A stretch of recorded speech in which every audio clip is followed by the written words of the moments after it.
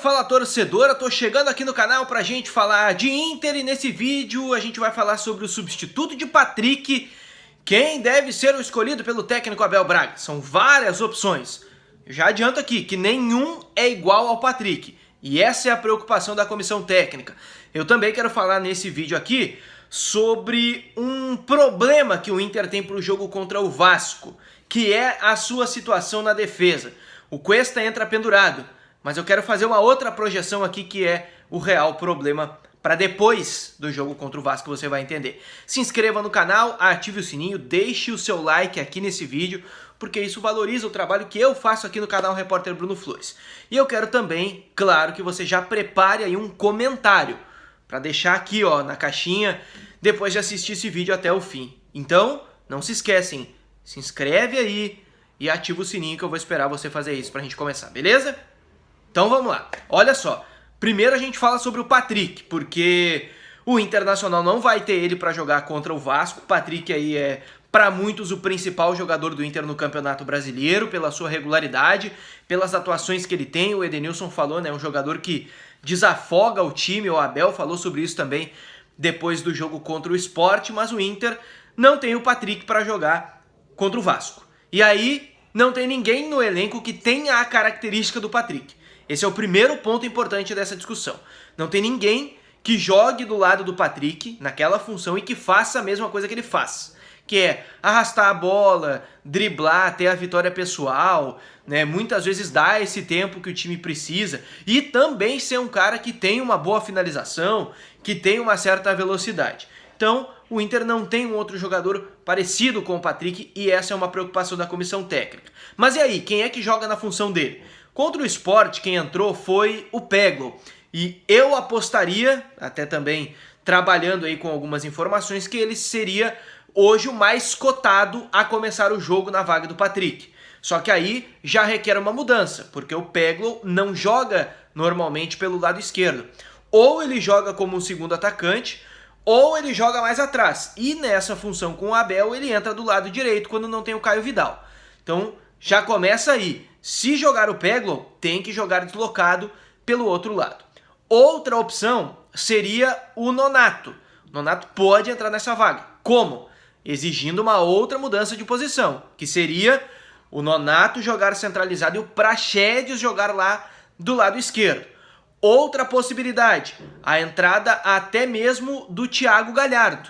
O Galhardo jogaria como um centroavante e o Yuri Alberto jogando aberto pela esquerda. O Abel já disse, o Yuri joga tanto na frente, na referência, como também pode fazer os lados, tanto a esquerda quanto a direita. O Abel já destacou isso. Então é uma possibilidade mais remota, mas também possível.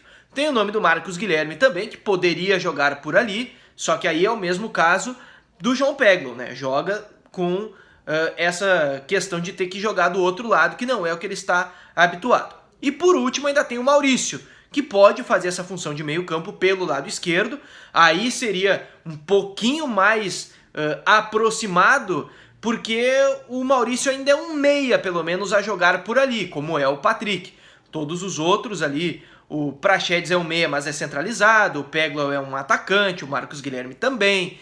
Então, o Maurício seria um meia por ali. Mas o Maurício é um cara que não tem tantas oportunidades assim com o técnico Abel Braga e não tem nem sido opção nos jogos.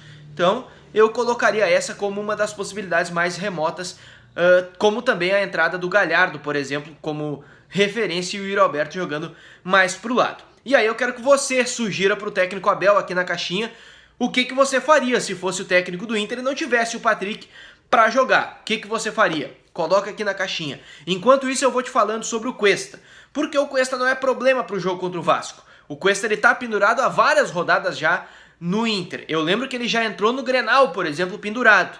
E ele ainda não tomou esse tal terceiro amarelo. Então ele vai entrar pendurado contra o Vasco. Por que é um problema?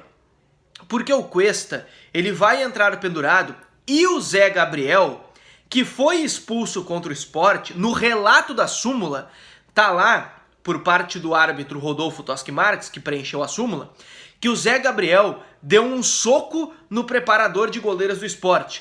Então, com a súmula e com as imagens, a Procuradoria do STJD deve oferecer uma denúncia. E se o Zé Gabriel for julgado, por exemplo, e antes do jogo contra o Flamengo for punido, não ficar à disposição, e o Inter ter o Cuesta tomando um terceiro amarelo contra o Vasco e ficando fora do jogo contra o Flamengo, vai ter que jogar o Pedro Henrique. Então essa é uma preocupação sim que existe, porque o relato da súmula, mais as imagens, que aí vão chegar lá para a Procuradoria do STJD, a Procuradoria deve oferecer denúncia porque tá na súmula de todo jeito, e aí vai para julgamento. Se tudo isso acontecer antes do jogo contra o Flamengo, o que é possível, mas não dá para cravar, se acontecer antes do jogo contra o Flamengo e o Cuesta tiver tomado um terceiro amarelo contra o Vasco, eu já apostaria que o Zé Gabriel pega mais um jogo de gancho, talvez, e aí, ou quem sabe até mais, mas aí teria um problema o Inter para resolver pro jogo contra o Flamengo. Se inscreva no canal, ative o sininho, deixe o seu like aqui e, claro, né, fique ligado, porque a qualquer momento eu tô voltando no canal com mais informações da dupla Grenal. Valeu!